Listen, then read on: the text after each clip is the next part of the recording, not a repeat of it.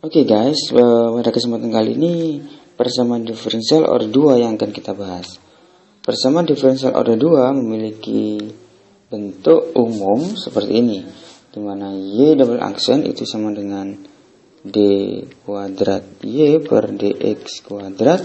Jadi turunan kedua y terhadap x. Y double aksen plus px kalikan dengan y aksen plus gx kalikan dengan y sama dengan r. Px dan gx ini merupakan suatu koefisien. Nah, dalam kasus tertentu px dan gx ini adalah suatu konstanta. Maka kalau kita memiliki fungsi px dan gx akan terlihat lebih sedikit sulit dalam mencari penyelesaiannya. Nah, sedangkan jika rx ini sama dengan 0, maka PD di atas disebut dengan persamaan diferensial order 2 homogen. Sebaliknya kalau Rx tidak sama dengan 0 maka disebut dengan non homogen. Nah, pada kasus khusus di mana Px dan Gx adalah suatu konstanta, maka kita memiliki bentuk y double aksen plus y aksen plus by sama dengan 0. Di mana Rx-nya sama dengan 0 artinya bahwa persamaan diferensial linear order 2 yang homogen dengan koefisien merupakan suatu konstanta sembarang.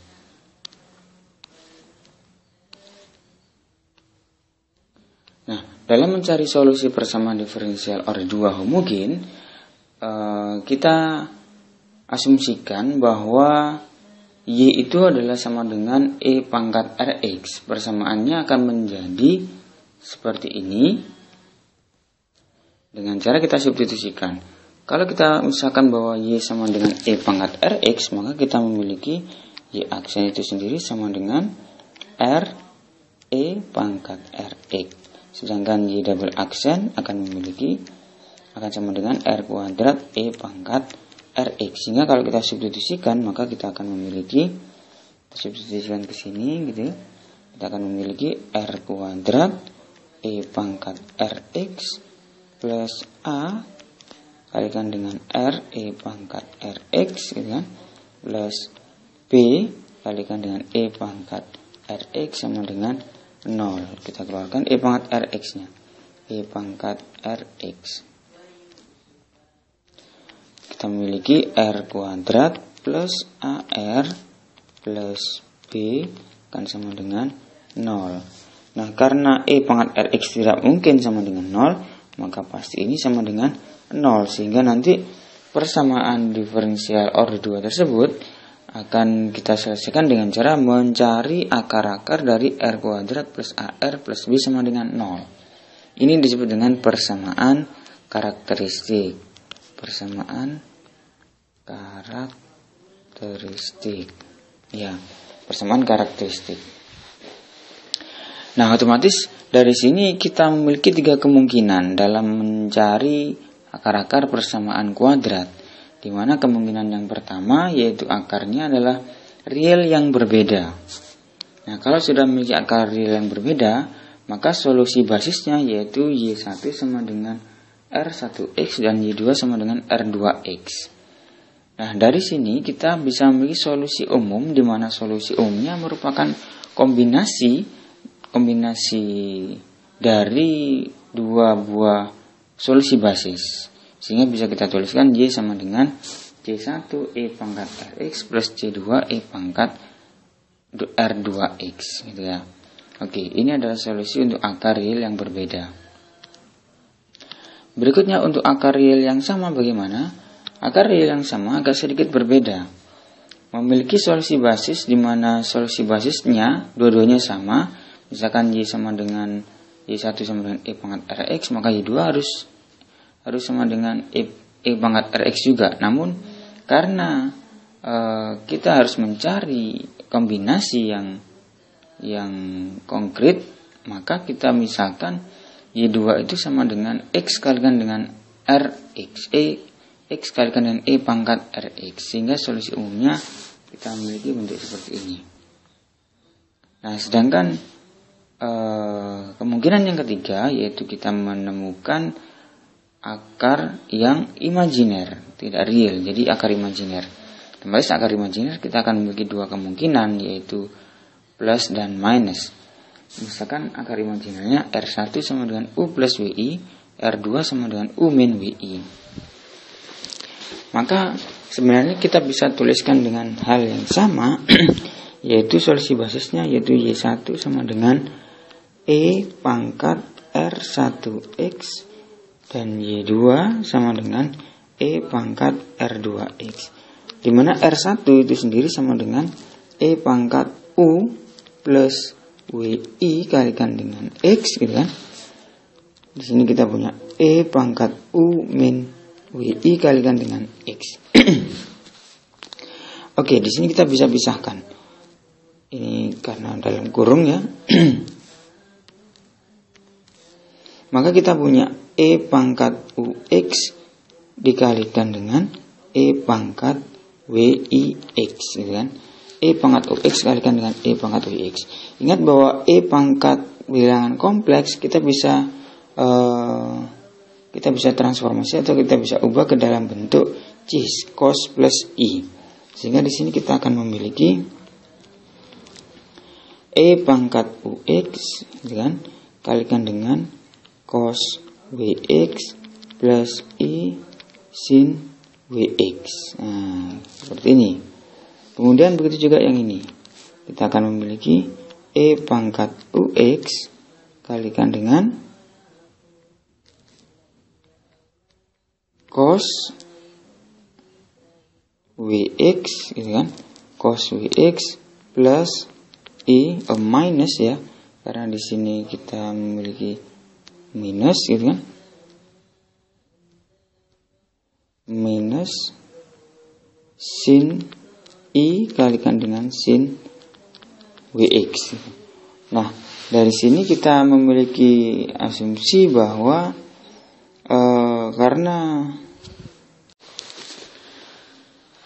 untuk mencari solusinya maka kita menentukan kombinasi linear dari fungsi basisnya yaitu Y1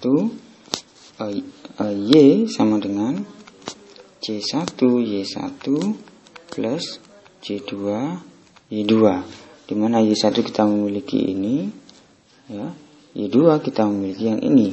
Sehingga kalau kita kelompokkan atau kita kumpulkan yang memiliki cos WX dengan sin WX gitu ya, kita kumpulkan maka kita akan mendapatkan bentuk E pangkat UX kalikan dengan C1 cos WX plus C2 sin WX, di mana kalau kita lihat di sini sin akan memiliki bentuk imajiner atau bilangan I, C2 ini termasuk di dalamnya. Artinya I akan ada di dalam C2 dari koefisien dari sin omega X.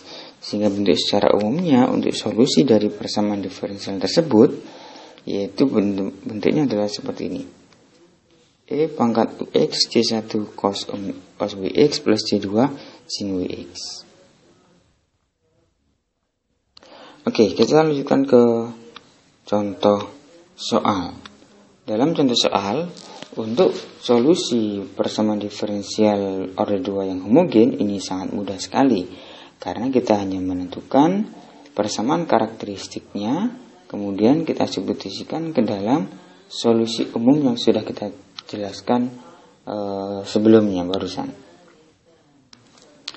Oke. Kita lihat di sini kita punya Y double aksen plus 5Y aksen plus 6Y, di mana Y double aksen itu identik dengan R kuadrat, Y aksen identik dengan R, dan Y identik dengan suatu konstanta 1. Sehingga kalau kita lihat fungsi karakteristiknya atau persamaan karakteristiknya, yaitu kita memiliki R kuadrat plus 5R plus 6 sama dengan 0. Sehingga kita mencari solusinya dengan cara yang sangat mudah, kita faktorisasi. Kita dapatkan dua akar yang berbeda, maka solusi umumnya kita akan memiliki C1E pangkat min 2X plus C2E pangkat min 3X ya. Kemudian yang nomor 2 kita memiliki fungsi karakteristik R kuadrat plus 6R plus 9 sama dengan 0. Dan ini mau tidak mau merupakan suatu persamaan kuadrat yang memiliki akar kembar, yaitu R sama dengan min 3. Sehingga solusi umumnya yaitu kita lihat kombinasi linearnya. Ingat bahwa kombinasi linear untuk akar ganda atau akar kembar di suku kedua kita kalikan dengan X. C2 XE pangkat min 3X. Sedangkan yang nomor 3 kita memiliki R kuadrat plus 4 sama dengan 0. Ini kalau kita selesaikan maka R sama dengan plus minus 2I. Nah, plus minus 2I bisa kita tuliskan 0 plus 2I, 0 min 2I. Berarti di sini bagian realnya sama dengan 0, bagian imajinnya sama dengan 2. Berarti U-nya sama dengan 0 dan W-nya sama dengan 2. Sehingga kita memiliki Y sama dengan E pangkat U. E pangkat U sama dengan E pangkat 0 sama dengan 1. Sehingga tidak bisa kita tuliskan. Atau kita tuliskan 1 di sini juga boleh. Kalikan dengan C1 cos WX. W-nya sama dengan 2 plus C2 sin WX. Oke, mudah sekali bukan? Jadi untuk mencari solusi dari persamaan diferensial O2 homogen, kita menentukan persamaan karakteristiknya, kemudian kita mencari akar, dan yang terakhir kita sesuaikan solusinya dengan solusi yang kita punya tadi. Untuk persamaan diferensial homogen order 2 yang sudah kita bahas barusan itu sangat mudah sekali. Nah, sekarang kita akan bahas mengenai persamaan diferensial non homogen, persamaan diferensial order 2 tentunya yang non homogen, di mana ruas kanannya ini tidak sama dengan 0. Nah, bentuk umumnya kalau kita tadi memiliki bentuk umum di ruas kanan sama dengan 0, maka di sini di ruas kanan sama dengan Rx. Di mana Rx ini bisa jadi fungsi polinom, fungsi trigonometri, fungsi eksponensial dan sebagainya. Nah, di sini kita memiliki Px dan Qx sama dengan suatu konstanta ya. Px dan Qx merupakan suatu konstanta. Nah, solusi dari persamaan diferensial order 2 non homogen ini ada dua jenis, yaitu ada solusi homogen, ada solusi partikulir atau solusi non homogen. Sehingga solusi umum yang disebut dengan umum di sini adalah solusi total. Solusi total yaitu jumlahan dari solusi homogen dan solusi partikulirnya atau non homogen. Nah, di sini untuk mencari solusi homogen kita sudah bisa menyelesaikan seperti pada persamaan diferensial homogen dengan sangat mudah. Hanya menentukan persamaan karakteristik, kemudian kita masukkan ke dalam solusi umum dari persamaan diferensial homogen tersebut. Nah, namun untuk mencari solusi partikulirnya, ini kita memiliki beberapa metode. Yaitu metode yang pertama, kita menentukan koefisien tak tentunya. Kemudian yang kedua, kita menggunakan metode variasi parameter. Nah, metode yang pertama ini jauh lebih mudah. Namun kita harus mengingat bentuk dari Rx-nya ini mirip dengan bentuk fungsi apa.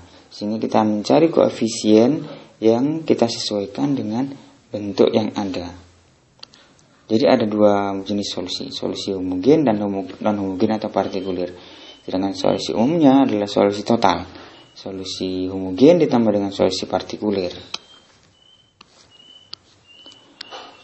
Oke.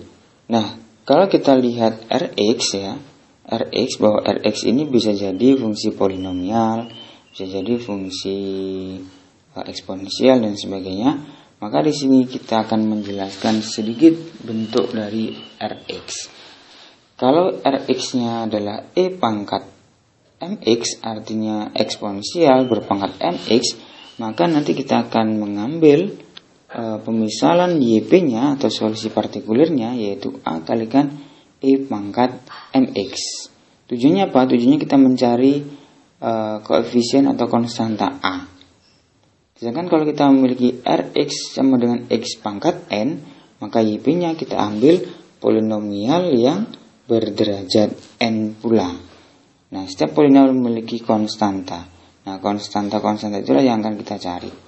Sedangkan kalau Rx-nya adalah bentuk trigonometri baik sin X maupun cos X, maka kita misalkan YP-nya yaitu A cos WX plus B sin WX, di mana W ini kita sesuaikan dengan W yang ada di Rx. Kalau misalkan di Rx sin 2X, maka di YP-nya kita harus gunakan W sama dengan 2. Ya. Dan yang terakhir di situ kita memiliki bentuk Rx sama dengan E pangkat UX kalikan dengan sin WX. Berarti di sini kita misalkan YP-nya yaitu E pangkat UX kalikan dengan A cos WX plus B sin WX. Nah, itu yang akan kita cari nilai A dan B-nya. Nah, tapi perlu diingat di sini.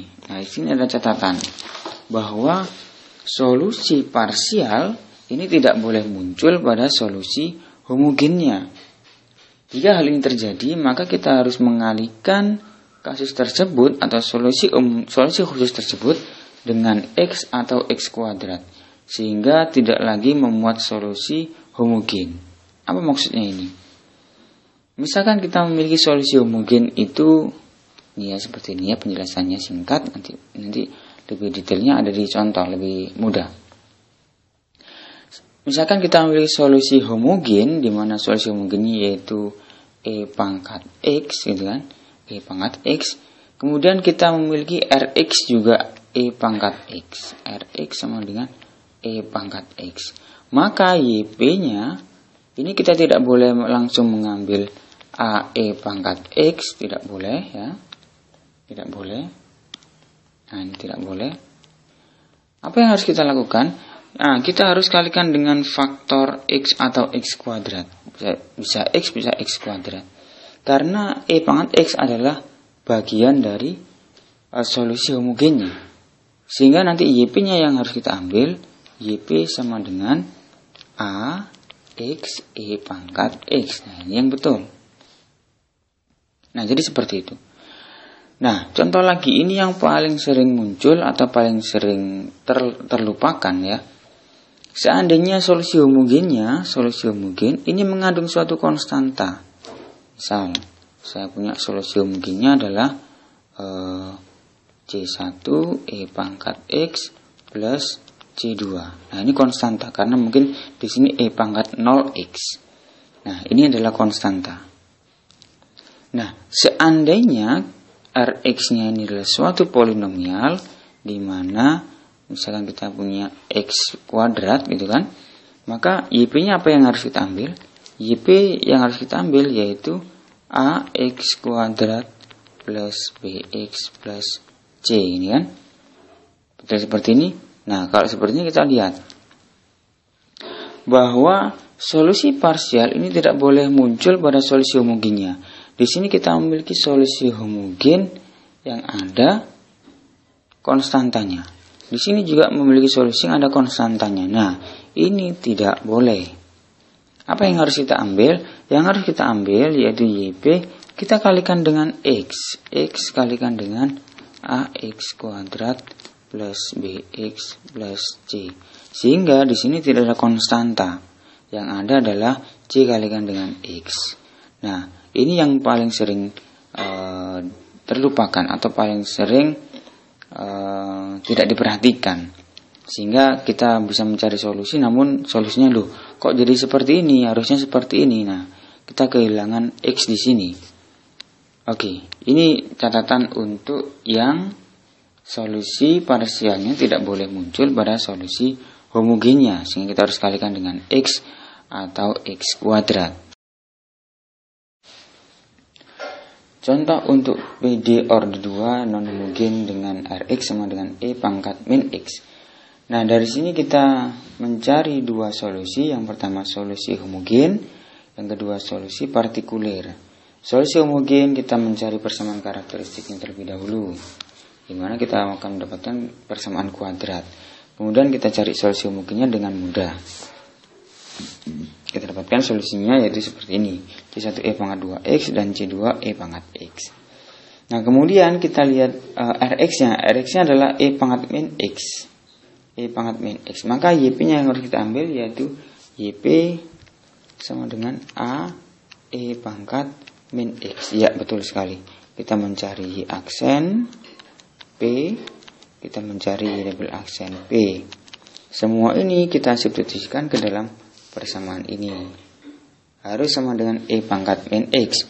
Maka nanti tujuannya apa? Tujuannya kita mencari nilai A. Sehingga kalau kita sudah mencari nilai A kita dapatkan, maka YP-nya kita dapat. YP sama dengan A-nya 1/6 berarti 1/6 E pangkat min X, gitu kan. Maka Y totalnya sama dengan Y homogen ditambah dengan YP. Nah, ini yang akan kita cari. Nah, di sini kita dapatkan Y totalnya yaitu sama dengan C1 E pangkat 2X plus C2 E pangkat X plus 1/6 E pangkat min X. Contoh berikutnya yaitu yang ruas kanannya sama dengan fungsi trigonometri cos X. Ya, maka persamaan solusi partikulernya yaitu yang akan kita ambil yaitu YP sama dengan A cos X plus B sin X. Ya, kita mencari nilai A dan B-nya. Kita cari turunan pertama Y aksen P, Y double aksen P, ya. Kemudian kita substitusikan ini ke dalam persamaan diferensialnya harus sama dengan cos X, sehingga nanti kita dapatkan A dan B dengan cara eliminasi yang pasti. Setelah A dan B ketemu, maka kita tinggal mensubstitusikan nilai A dan B itu ke dalam solusi partikulernya, sehingga kita akan mendapatkan solusi totalnya yaitu seperti ini, solusi total. Iya.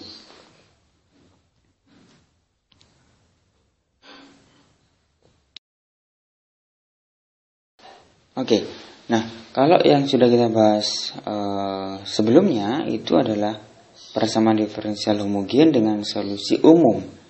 Nah di sini kita memiliki persamaan diferensial order 2 yang non homogen, tetapi kita memiliki nilai awal, di mana Y0 sama dengan 1 dan Y aksen 0 sama dengan min 1. Nah di sini nilai awal di sini kita gunakan untuk menentukan konstantanya, sehingga nanti pada solusi akhir dari persamaan diferensial non homogen ini tidak ada lagi konstanta, yang ada hanya nilai dari konstanta itu berapa. Ya, langkahnya sama, kita tentukan persamaan karakteristiknya, kita cari solusi homogennya, kita dapatkan. Kemudian di sini kita memiliki solusi homogennya adalah E pangkat X. Nah, kita lihat E pangkat X di sini juga merupakan Rx, ya, Rx. E pangkat X. Maka kalau kita ambil YP sama dengan A E pangkat X, maka ini merupakan kesalahan. Ya. Apa yang harus kita ambil? Kita harus kalikan dengan X di sini. Nah, ini betul. Langkah yang betul, kita kalikan dengan X karena E pangkat X merupakan bagian dari solusi homogen. Kemudian kita turunkan, kita cari Y aksen P, kita cari Y double aksen P, gitu kan? Maka dari sini kita substitusikan ke dalam persamaan diferensial yang kita punya. Kemudian kita mendapatkan solusi umumnya yaitu Y sama dengan C1 E pangkat 2X plus C2 E pangkat X min X kalikan dengan E pangkat X. Nah, terus apa yang harus kita lakukan berikutnya? Yang harus kita lakukan yaitu kita substitusikan, kita sesuaikan dengan nilai awal yang kita punya, yaitu Y0 tadi sama dengan 1, artinya kalau X-nya sama dengan 0, Y-nya ini harus sama dengan 1. Misalkan untuk X sama dengan 0, ya. Ini untuk X pula sama dengan 0. X sama dengan 0, turunan pertamanya. Maka untuk X sama dengan 0 kita memiliki C1 plus C2 sama dengan 1. Untuk X sama dengan 0 kita memiliki 2C1 plus C2 sama dengan 0. Kita gunakan eliminasi di sini. Kita dapatkan C1 sama dengan min 1, C2 sama dengan 2. Sehingga solusi khusus dari PD tersebut yaitu min E pangkat 2X plus 2E pangkat X min X kalikan dengan E pangkat X. Tidak ada lagi C1 dan C2. Yang ada nilai dari C1 dan C2 itu berapa. Sehingga ini disebut dengan solusi khusus. Khusus apa? Khusus untuk nilai awal yang kita punya pada contoh soal ini. Nah,